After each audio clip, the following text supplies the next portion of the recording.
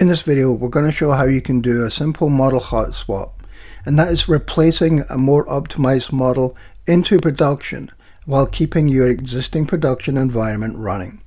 Now we'll use the credit card fraud model as an example for this. And so I've preloaded my variables, I've connected to my instance, and I've created my workspace.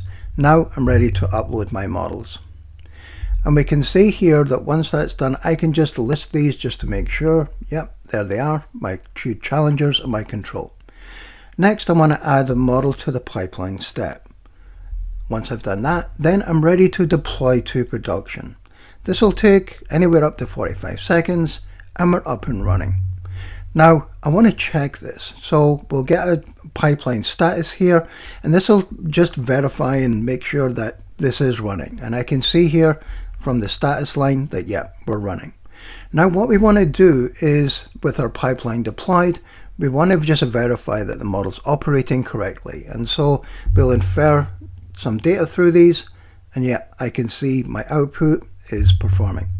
Now we want to replace the model with a better working optimized model.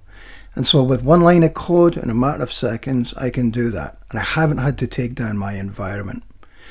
Now with that, I want to make sure that I verify this again by inferring my data through the pipeline, and I can see my outputs are different from the originals.